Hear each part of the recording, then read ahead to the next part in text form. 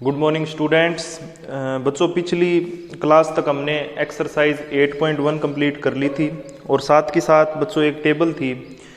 वो टेबल क्या बता रही थी, जो अलग अलग ट्रिग्नोमेट्रिक रेशियोज थे ना, साइन, कोस, टेंजेंट, कोसिकेंट, सीकेंट, कोटेंजेंट, इनके अलग अलग एंगल्स के बारे में और उनकी अलग अलग वैल्यूज़ के बारे में जो एक टेबल थी ना, वो डिस्कस करी थी पिछली क्लास के अंदर।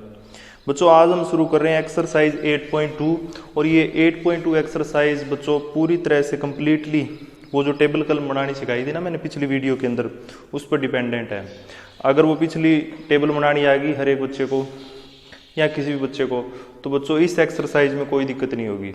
और वो दिक्कत अब मैं क्वेश्चन कराऊंगा ना तो पता चल जाएगा कि उस टेबल की वैल्यू कितनी का है। तो एक बार फिर से बता रहा हूँ मैं आपको कि एक्सरसाइज 8.2 के लिए जो पिछली वीडियो बनाई थी हमने टेबल्स की, ट्रिग्नोमेट्रिक रेशियोज के वैल्यूज़ अलग अलग एंगल्स के ऊपर, तो वो जो थी ना टेबल, वो बच्चों आपको याद करनी ज़रूरी है इस एक्सरसाइज के लिए। और इन क्वेश्चन को करेंगे ना तो आपको ये बात पता भी चल जाएगी।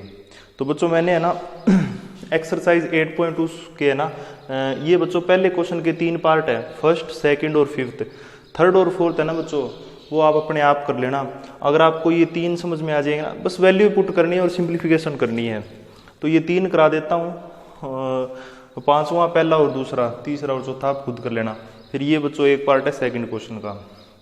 तो बच्चों देखो कैसे करेंगे इन क्वेश्चन को। वो जो थर्ड और फोर्थ क्वेश्चन है ना बच्चों, वो इनके सिमिलर ही है, जैसे सेकंड के, फोर्थ के, फर्स्ट के, जैसे इनमें वैल्यू पुट करनी है वैसे उनमें भी करनी है। बच्चों जैसे ये क्वेश्चन करते हैं, आपको बच्चों क्या करना होगा इन क्वेश्चन को करने के लिए, ये जो अलग अलग एंगल्स दे रखे हैं ना, साइन 60, कोस 60, साइन 30, कोस 60, उस टेबल को देख के इनके अंदर वैल्यू पुट करनी है।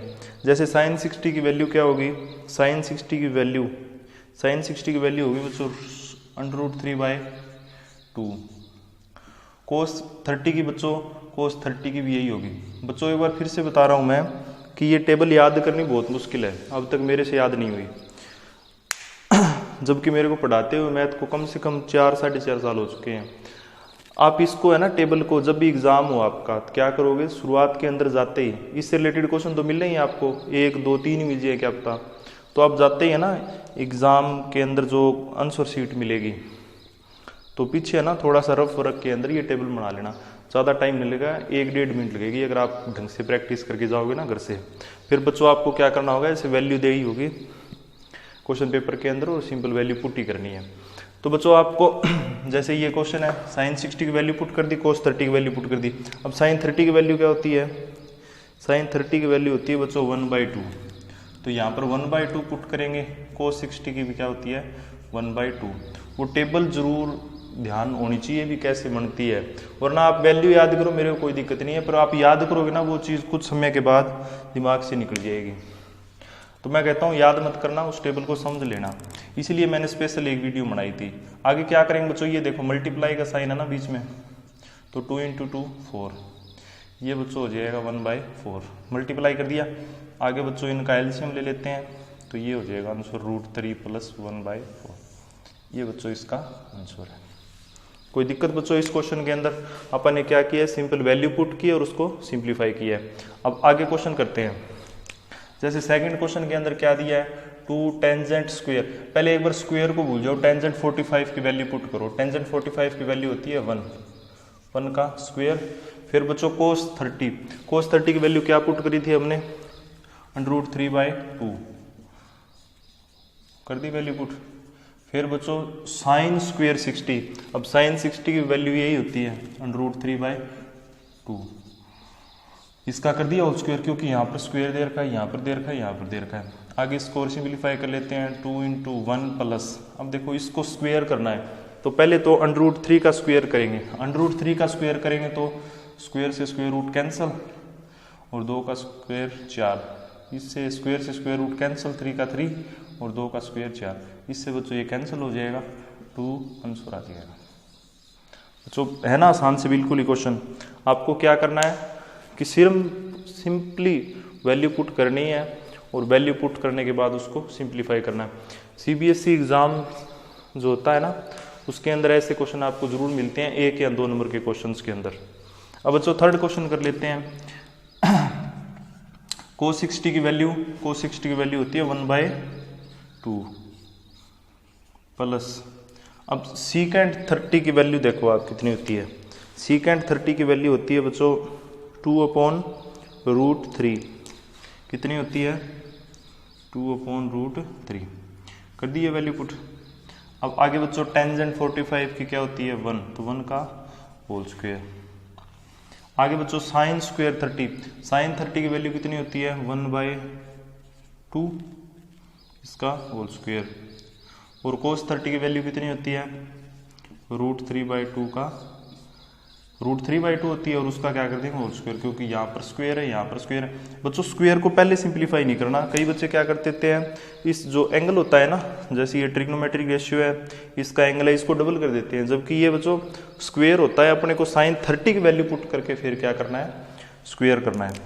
अब आगे इसको और सिंप्लीफाई करेंगे तो ये हो जाएगा 5 × 1/2 का स्क्वायर 1/4 प्लस 4 मल्टीप्लाई ये 2 का स्क्वायर 4 √3 का स्क्वायर, स्क्वायर से स्क्वायर रूट कैंसिल 3 1 का स्क्वायर बच्चों क्या हो जाएगा फिर 1, और इसको डिवाइड करेंगे ये हो जाएगा बच्चों 1/4 प्लस, अब √3/2 √3 स्क्वायर से स्क्वायर रूट कैंसिल, तो ये हो जाएगा बच्चों 3/4।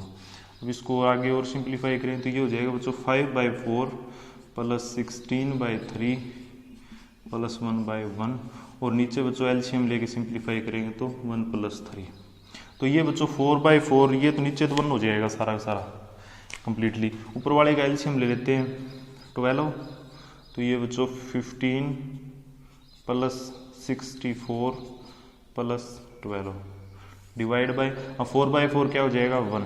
ठीक है, तो अपने को बस ऊपर वाली वैल्यू है ना, इसको सिंप्लीफाई करना है, तो आप इन तीनों को ऐड कर देना और इससे डिवाइड कर देना, आपका आंसर आ जाएगा।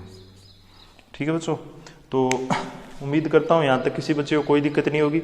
जिस प्रकार से ये क्वेश्चन आसान से देना, वैसे ही थर्ड और फोर्थ भी आसान से ही है, तो वो खुद कर लेना, मैं नहीं करा रहा इनको।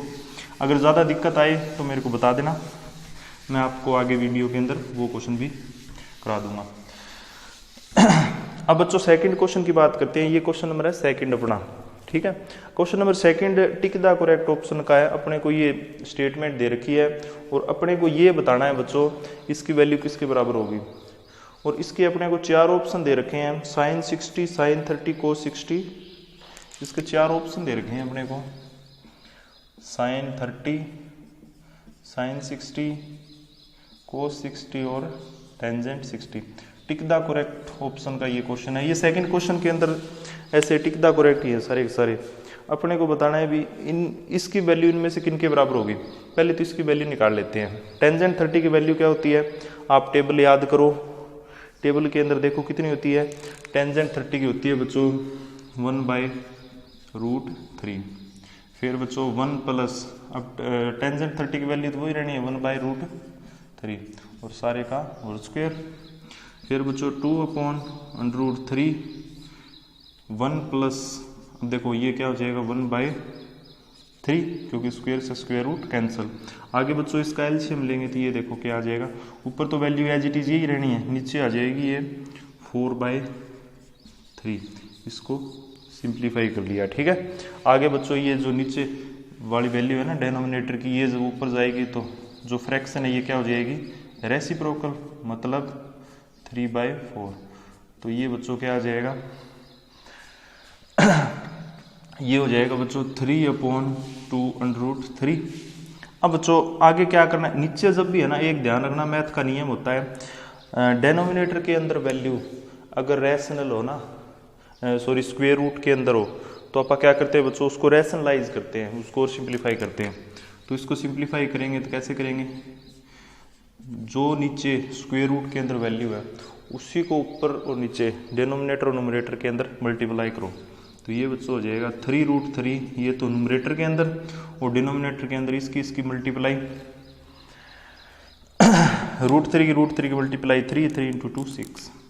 तो बच्चों आगे इसको सिंप्लीफाई करेंगे तो √3/2 हो जाएगा। अब बच्चों अपने को ये चेक करना है कि इनमें इन चारों में से किसकी वैल्यू √3/2 होती है?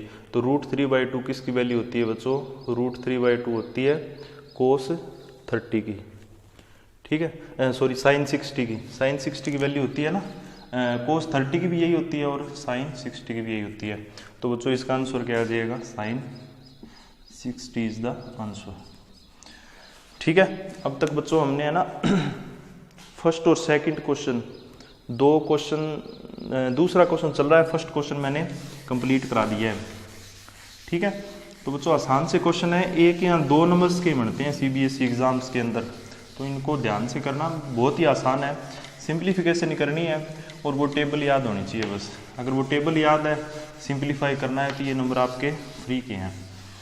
अब कर लेते हैं बच्चों सेकंड का सेकंड पार्ट, देखते हैं क्या दे रखा है सेकंड के सेकंड पार्ट में।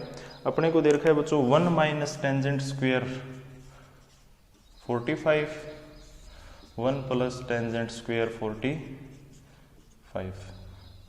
ठीक है, अपने को ये बच्चों स्टेटमेंट दे रखी है, सेकंड क्वेश्चन का सेकंड पार्ट है ये। अपने को बताना है ये वैल्यू किसके बराबर होगी? क्या ये वैल्यू 1 के बराबर होगी, 0 के बराबर होगी, टेंजेंट सॉरी साइन 45 के बराबर होगी, या टेंजेंट 90 के बराबर होगी? अपने को ये चार ऑप्शन दे रखे हैं, बताना को है अपने को भी कौन सा ऑप्शन सही होगा। ठीक है, ये सेकंड पार्ट है बच्चों। तो देखो इसके अंदर क्या होगा कि टेंजेंट 45 की वैल्यू क्या होती है? 1 ही होती है, तो 1 का स्क्वायर 1 प्लस 1 का स्क्वायर। ठीक है बच्चों, अपन ने क्या किया है अब तक? टेंजेंट 45 की वैल्यू पुट करी है। तो बच्चों आगे देखो क्या होगा, 1 माइनस 1 का स्क्वायर 1, तो 1 ही हो जाएगा ये, तो और 1 प्लस 1 का स्क्वायर 1, तो ये बच्चों 0/2 हो जाएगी। तो कोई भी नंबर, कोई भी 0 है, उसको जब कोई भी नंबर से डिवाइड करते हैं तो वो क्या हो जाता है? 0। एक बात और ध्यान रखना, अब जैसे 0 आ गया ना, तो इसका आंसर क्या आ जाएगा? ये 0 वाला ऑप्शन ठीक हो जाएगा। बच्चों जब 0 से कोई भी नंबर को डिवाइड करते हैं ना, जैसे 1 2 3 4 5 6 माइनस, तो बच्चों वैल्यू 0 आती है। लेकिन जब किसी भी नंबर को, कोई भी चाहे इंटीजर हो, रेशनल नंबर हो या कुछ भी हो, जब आप उसको 0 से डिवाइड करते हैं तो उसकी वैल्यू क्या आती है बच्चों? नॉट डिफाइन आती है।